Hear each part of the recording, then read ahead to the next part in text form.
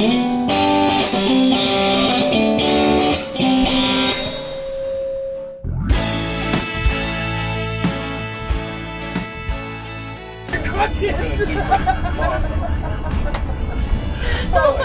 driving down the road, and then you just see that, and I'm like, okay.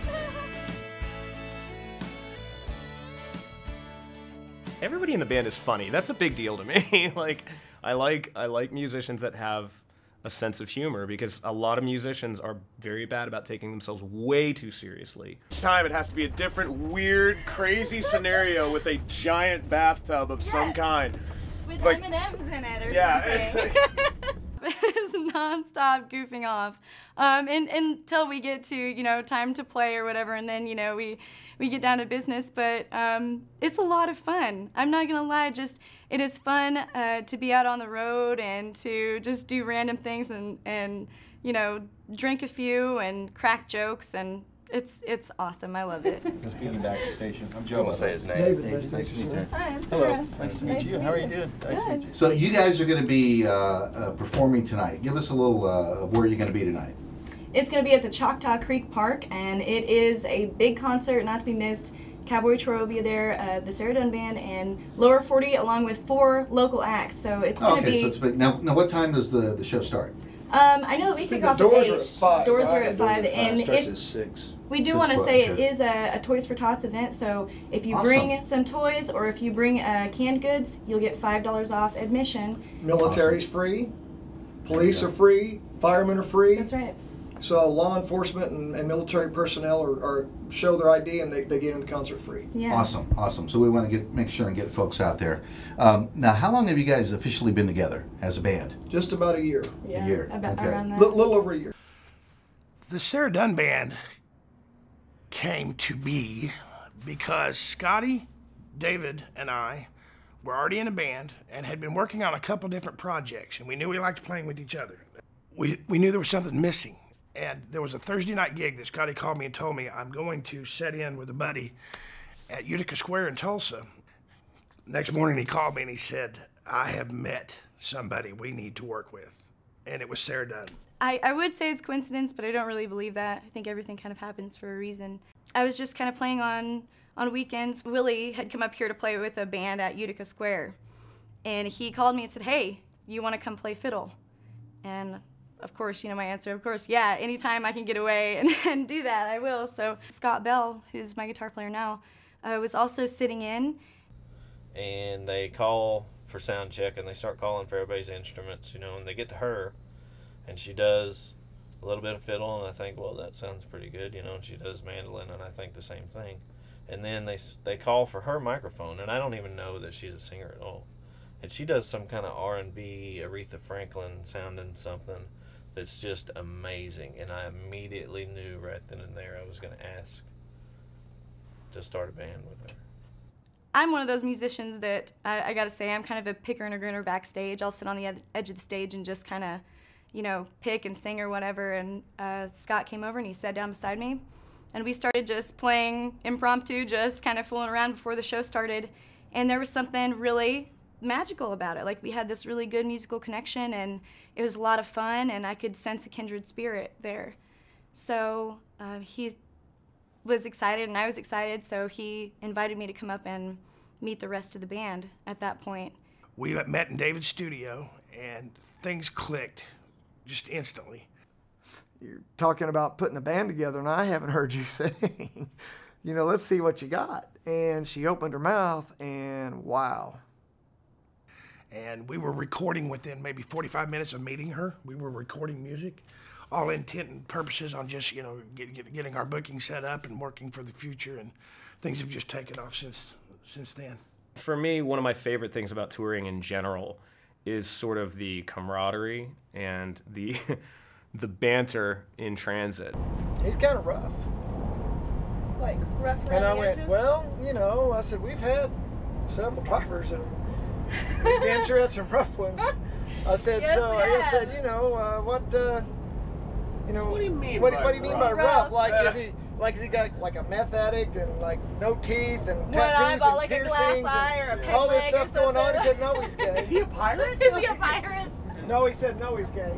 Oh. And I went, That's not. you That's associate. But he can drive the bus, right? I Cool. said, he goes, yeah. At a certain point, you spend enough time on the road, and you just start getting funnier and funnier and funnier.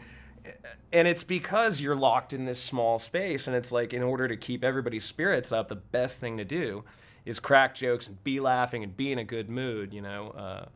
But if you keep everybody laughing, it keeps the mood really nice. And you know, like during load-in, if it's a possibility, I'll go over to the sound guy and be like, hey, can I plug in my phone and just play some music over the PA? And I'll play stuff like big band things and Frank Sinatra and you know, Dean Martin, things like that get people just like snapping their fingers while they're setting up and everything like that, you know. But I really enjoy getting to know people when you're essentially going off to war. When you start off and you're like, that gig was lackluster. The next night you go out and kill.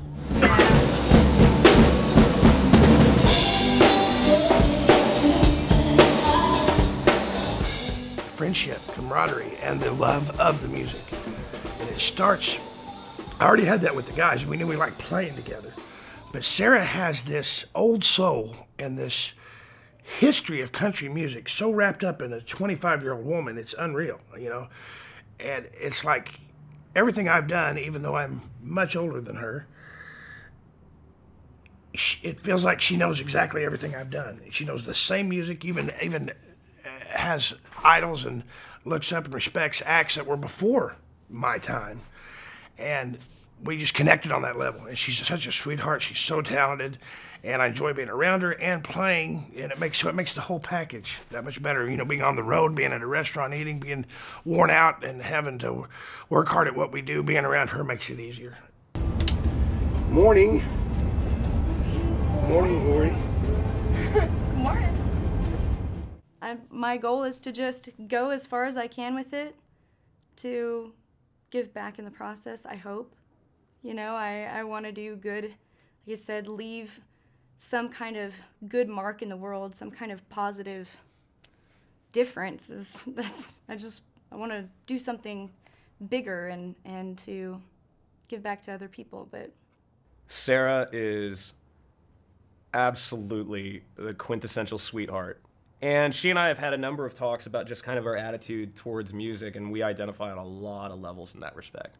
You know, because I definitely have this reverence for the craft of being a musician, and she has that same kind of reverent attitude towards it. You know, there are certain aspects of being a musician to me that are sacrosanct.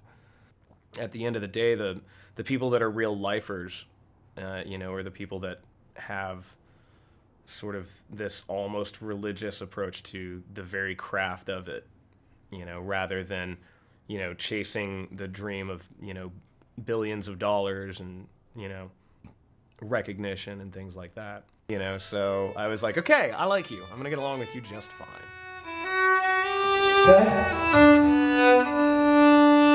Sarah, how's the fellow in your ears? It sounds good. I could actually take just a little bit more, please. Well, we can do that. We have the technical. Bro, that stuff. jazz and real country music, blues, kind of have the same thing in common. Like if you haven't actually walked that path, if you haven't lived that, then it's hard to sing about that. I learned to play guitar and fiddle on the front porch here. And I spent a lot of time just sitting out on the front porch. In the summertime, it would get really hot in the house, and my bedroom was kind of, you know, it was a real old house, so it had a lot of, you know, just issues, construction issues and that, and you could actually push my bedroom wall out and see the ground outside because it was just, you know, it was just loose, and so it would get really cold in the wintertime in there because it was the furthest away from the wood stove. It would get really hot in the summer. So in the summertime, sometimes I'd come out and I'd lay on a chase lounge and I'd sleep on the front porch. And now, like, a lot of people wouldn't even dream of doing something like that, but out here there's nobody to bother you, and I never felt afraid. The house was here and the front porch was about right here probably, and you'd walk in, it's a little kitchen, and then you'd walk into kind of a small dining room. That's where the wood stove was. That was where, I don't know, we spent a lot of time in there, especially around the holidays, and I would get up in the morning, almost every morning, and I'd do my chores, And if I had time, I would curl up on the floor by the wood stove. Actually do have the wood stove still. It's in my brother's cabin now, but I'd curl up by that wood stove and just get 5 more minutes of sleep before I had to go to school. Just remember just being a dirty little kid here on Rocky Ridge, you know, with nothing. So it's just so weird to just see it. You know, these are the actual mason jars that you wrote about in Backwoods Party. Where I spent all my time. There were times that we didn't really leave the farm, especially in the summer. We, you know, had everything we needed here. So. And that's just reminiscent Yeah. of a lifestyle that's 50 years Gone. before your time. I mean, that's why sometimes it's so hard to believe. I don't think I was the only one in this area, because this isn't really, I mean, this is kind of a poor area anyway. Right. It's getting better. Like, Neosho's growing, but I think a lot of kids lived that way around here. I was just talking to a guy that was from here not long ago, and he, you know, had kind of the same story. It's like getting off the school bus in the evening time. One of my favorite things in the winter time, I would get off the school bus. It'd be cold, and I was the last one to get off the bus, so it was almost dark, or sometimes it was. And the minute I got off the bus, I could smell supper cooking, you know? And sometimes I would walk up to the window, and I wouldn't go in right away. I would sit there and I would just look in the window to see my family, and they'd all be, you know, sitting around the table, and my brother would be home sometimes, and it's like, that's something, I cherish that memory. Like, looking in the window and seeing that they were waiting for me, you know, I miss that. Sarah's amazing. She's very talented, and she's had a really different life path than most people in America, in a first world country. It's kind of a big part of my past. It's a little orphan Annie record player, and I don't even know where it originally came from. I think it used to belong to Grandpa, and they got it when it was new, and it just kind of got put away. I mean, whenever tape decks came, I think, and it got shoved under the bed. Well, I dug it out of necessity, and I've had it ever since. It's what I used to play old Bob Wills records on, and I'd sit in the floor cross-legged for hours and just listen to this thing. But as you can see, you got to put a little stack of coins on there to keep it down. But Papa said that it was like that when it was new. So, here's my little record player. It's a little scratchy. You just gotta get it just right.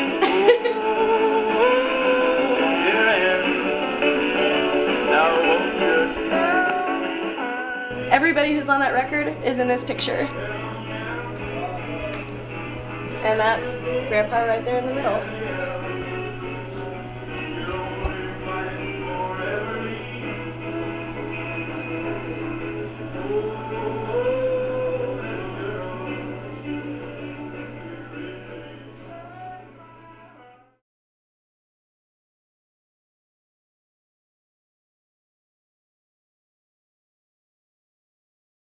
I remember very, very early on knowing that I wanted to play music in some facet or another, specifically guitar too. I remember my older brother sitting around with this acoustic, and my brother was primarily an actor, but he also, you know, he played in a few bands, and he would just strum through, you know, 3-chord songs, and he would sing and things like that. And I remember being like 5 or 6 years old and hearing him play and thinking, like, that is the most amazing feeling. Like, when, you know, not just when you're hearing music, I always was very affected by music, but when you're right there in front of it and seeing it come out of somebody's fingers and their voice, like, the feeling that I got from that was just like nothing else in the world. Nothing could compare to it. So I was bugging my parents very early on for a guitar. And they'd say, you know, you're not big enough, your hands are too small, and this and that and the other, but I just would not let it go. And finally, they kind of struck a deal with me. We had a friend of the family who was actually an ex-girlfriend of my older brother, and she was a classical concert pianist.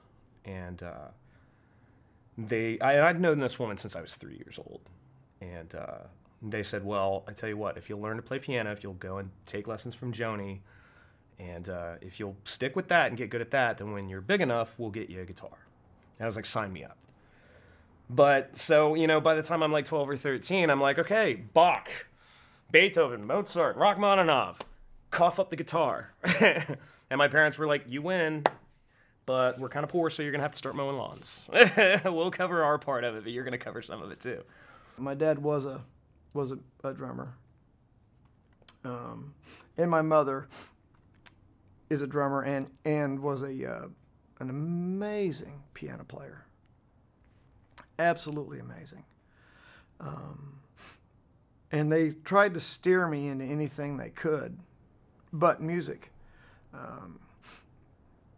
I remember when I was in my 30s and my grandmother had passed away, and she had died about 12 hours earlier, and I had a show that night with a fairly popular band, and you know, I knew my grandmother wouldn't have wanted me not to play.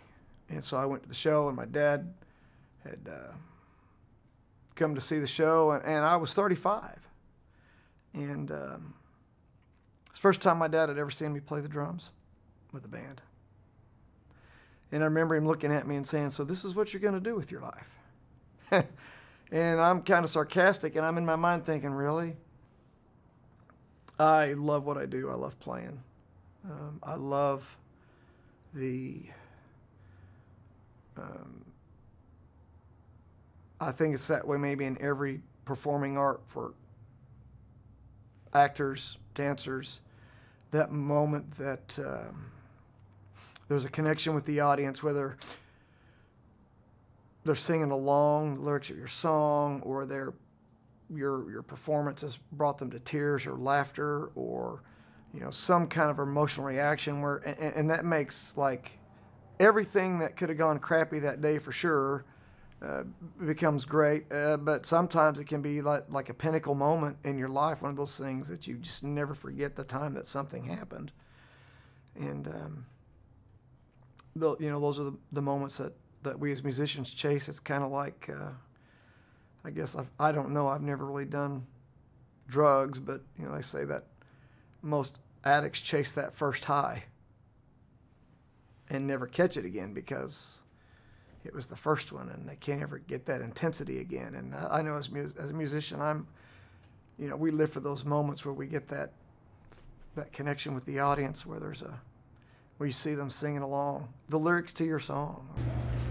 And look, there's our video right there. Yeah, tonight the 2014 concert at the Creek will feature Oklahoma musicians, I should say, Cowboy Troy, Lower 40, and the Sarah Dunn Band. This morning, we are joined by Sarah Dunn. We're also joined by David Montgomery, here to talk a little bit about this great concert event that's going on tonight, as well as to talk about the band. Thank you so much for the CD. You're so welcome. Right here that you guys can go and pick up.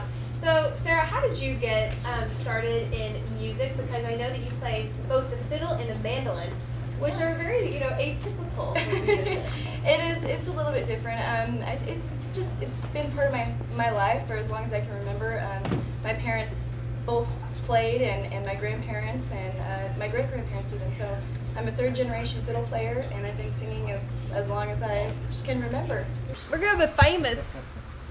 In 3 counties. In all 3? Are there more? The man who's being interviewed. Yes, if you hello? talk, they will get my check from you. Hello? Will you say and spell your first and last name? Yeah, this is Dr. Johnny Fever signing off. Booger.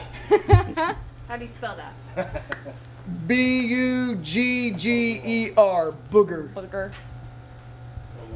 You bugger. Booger, booger, booger. No, we really do need your name. David. You eat a vegetable, Roger? Look at Watch. it's on tape. Oh! Brought the vegetable man. You have just witnessed history. A miracle. It's a Christmas He miracle. only eats either whole fried chickens with white toast or meat and potatoes. The man has never eaten a vegetable in his life. It is meat and potatoes. I am not even kidding. So that was like a miracle. Yeah, there you go, Nathan. Bring it back. There we go. Thank you so much. Your burrito. Cool. I feel like if the wind came, I'd turn into Mary Poppins and I would just go this way. Look, I'm a Mexican jumping drummer. No, the D minor has to be a thing. I hear what you hear, though. Okay, watch this. I think it's right before you say all Okay, come on. Watch this, Precious. I've been working on these 12-hour shifts. Yes, she has. Praying for cigarettes and diamond penny tears. On the shore and the winds are high, doing my best to get You know, I'm inspired by, you know, my old piano teacher, the people that I've worked with in this town, to, you know, Zeppelin, or, you know, Buddy Guy, or, you know, whoever it is. Like, I've never been able to pick, you know, like one particular artist that inspired me more than any other. I just always loved music on across the board. And so, you know, I'm inspired by everybody from Bach to Michael Jackson to, you know, guys that I played blues gigs when I was younger, guys that mentored me and took me under their wing and sort of, you know, helped shape me and mold me into a working musician. You're going to hit roadblocks. I mean, that's a natural course in anything you do, but with this it's especially hard because you do have to deal with a lot of different personalities if you are starting a band. Like, I've had lots of musicians work with me over the years, and trying to hold it together is difficult because everybody wants something a little bit different. You know, you may have the same goal, but you may not want to go about it the same way. You have 5, 6, 7, sometimes 4 people in a band. And the most difficult thing, the worst part about being in a band is everybody has their own circle at home. Your other band member may have 12 kids at home that have all kinds of things, and you have to budget everybody's time. It's all a team effort. So you've got everybody's own little lives and their own little circles and their own people that are affected by every decision that the band makes. And everybody has to be on the exact same page to make that work. So if your band falls apart, don't give up. Like, it's gonna feel like losing someone. It's gonna feel like breaking up with someone, and it's gonna be hard. But you're gonna find people eventually that are gonna, have the same goal and want to go about it the same way. So that is one thing that I did learn. It's not the end just because you have to do it by yourself sometimes, or you have to, if you have to keep trying and staying the course alone, just do it. Just pull yourself up by the bootstraps, cry a little first and get over it, and, keep pursuing it, because if it's really what you want, it will come together. Say a prayer or two and just get back to work. It's going to be all right. Man, I love music. I love it when it's done well by anybody in any genre. I'm good. How about you? Have you checked your vocal? Yeah, I checked. I have a lot of respect for the really accomplished players, regardless of what it is. But, I grew up in rock and roll, and I loved Heart. I loved Three Dog Night. Got to tour with them. Floyd Sneed played my drums. Just don't quit. Don't ever stop. Just keep doing it, and every day realize that you don't know it all, and that there are always new things to learn. There are always, new pieces of information that you weren't aware of yesterday that may make you have a better perspective or a better attitude towards it. But at the end of the day, like, all of that sacrifice, if it is as important to you as it is to me, it's all worth it. Every day that I've gone without eating has been absolutely worth it. I wanted to be a singer, and country music was the one genre that I always gravitated to because I think it's part of my heritage. And most kids when they're little, they change their minds a lot about what they want to be. every other year, or, you know, every other day. For me, it was the same thing. It never changed.